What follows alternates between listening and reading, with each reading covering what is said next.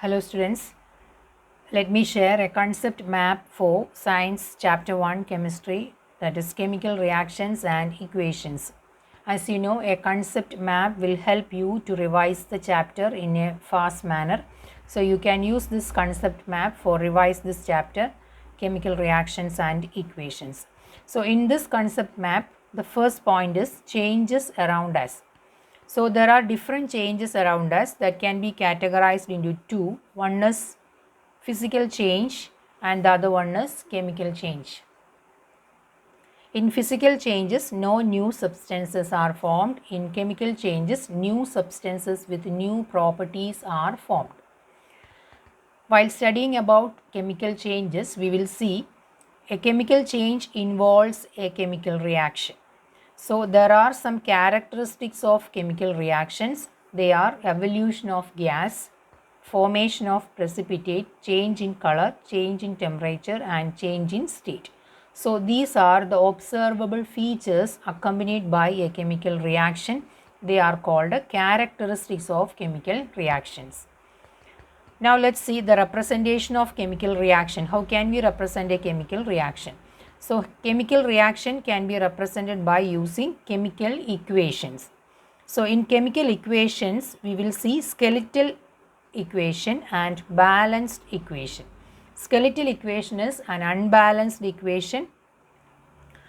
We need to balance a skeletal equation in order to fulfill the law of conservation of mass.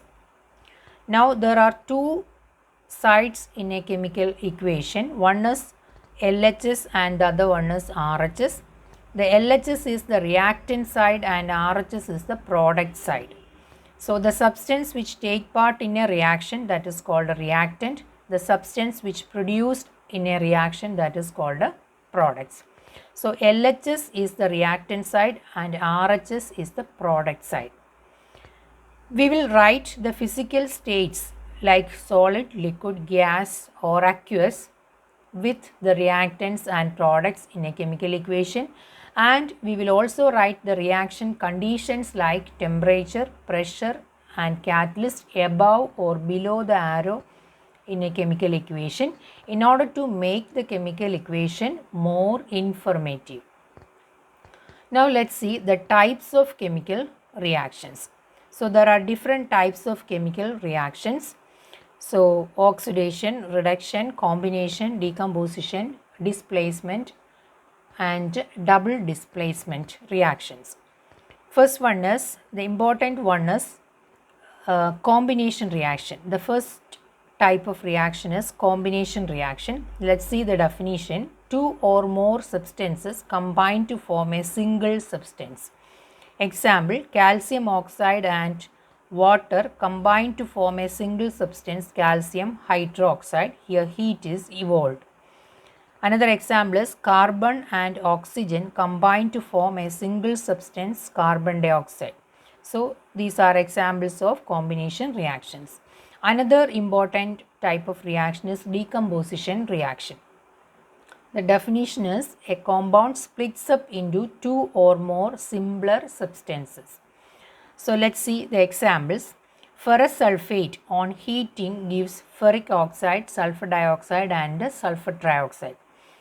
Calcium carbonate on heating produces calcium oxide and carbon dioxide. Lead nitrate on heating gives lead oxide, nitrogen dioxide and oxygen. In these three cases, a single substance splits up into two or more different types of substances. Here these reactions are carried out by heat. So heat is represented like this. The symbol represents heat, and on heating this reaction happens. So these reactions are actually decomposition reactions, but these reactions are carried out by the presence of heat, so we can call it as a thermal decomposition reaction. Another decomposition reaction is water is converted to hydrogen and oxygen. Here electricity is used to convert water into hydrogen and oxygen. Another two reactions are carried out in presence of light. So silver chloride splits up into silver and chlorine. Silver bromide splits up into silver and bromine. So these are the two reactions where light is used to carry out the reaction. So all these reactions are decomposition reactions. Now let's see displacement reactions.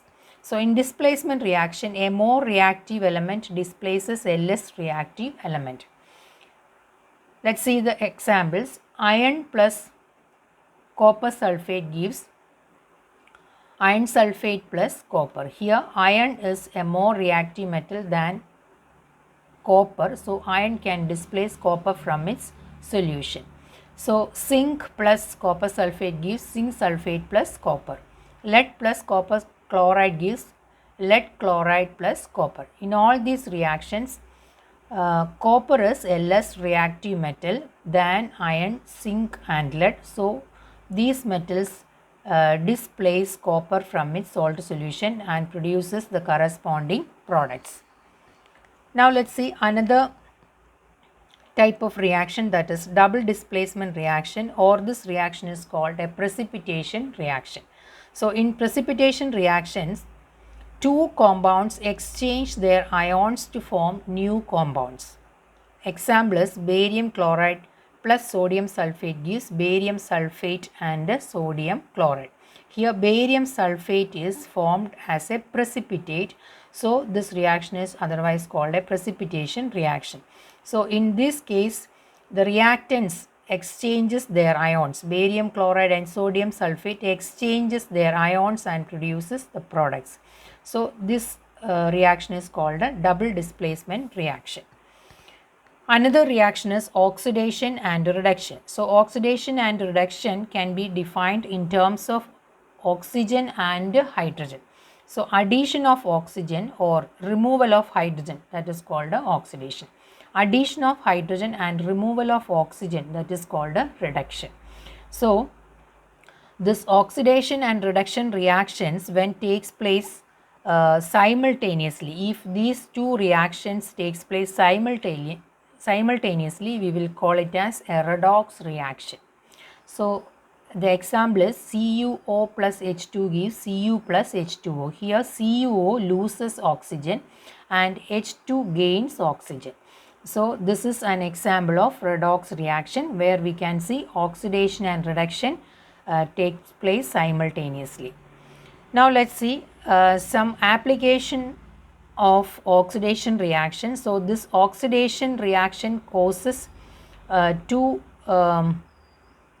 important applications in everyday life, that is rancidity and corrosion. So rancidity is spoilage of food. So that spoilage of food is due to the oxidation reaction. So that can be prevented by adding antioxidants, storing food in airtight containers or keeping food in refrigerator. Then another application of oxidation, that is called a corrosion. Corrosion is metals are attacked by air and water. So air and water or moist air is essential for corrosion. So metals are attacked by air and water, that is called a corrosion. So the common corrosion reaction is actually rusting of iron. So rust is actually Fe2O3 dot XH2O. The formula of Fe2O3, the formula of rust is Fe2O3 dot XH2O.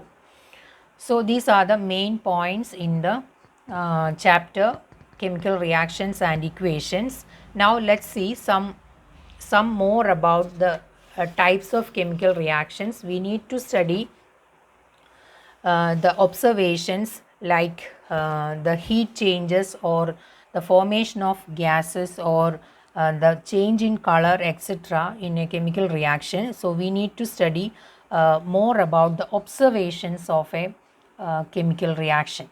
So let's see the combination reaction again. So the combination reaction is two or more substances combine to form a single substance. Here calcium oxide combined with water produces calcium hydroxide. So here the observation is heat is produced, So it is an exothermic reaction. So calcium oxide is quicklime and calcium hydroxide is Slakert lime. So this is an exothermic reaction. So another example is carbon plus oxygen gives carbon dioxide, hydrogen plus oxygen gives water. So these are examples of combination reaction. Now let's see decomposition reaction again. So first of all we will see thermal decomposition reaction. In thermal decomposition reaction, ferrous sulfate on heating gives ferric oxide, sulfur dioxide and sulfur trioxide. So here the observations are a brown color product is formed from a green color substance, that is ferrous sulfate is green color and ferric oxide is brown color. So we need to check the color of the reactants and products here. The gases are also formed in this case, that is sulfur dioxide and sulfur trioxide. So this has a smell of burning sulfur. So this has a smell of burning sulfur dioxide and sulfur trioxide. A brown color, the brown color is due to the formation of ferric oxide. So ferrous sulfate is actually green in color. Now calcium carbonate on heating gives calcium oxide and carbon dioxide. Calcium carbonate is limestone and calcium oxide is quicklime. Now in this case, that is lead nitrate on heating gives lead oxide, nitrogen dioxide and oxygen. Here also two gases are formed and one gas, that is nitrogen dioxide, that is brown in color, that is very important, and lead oxide is yellow in color. So in all these reaction, heat is used to carry out this reaction, so they are thermal decomposition reaction. So in other cases, that is electricity is used. In the case of water decomposes to hydrogen and oxygen by the use of electricity. So this is called electrolysis. Then in the case of silver salt, silver chloride and silver bromide, light is used to carry out this reaction.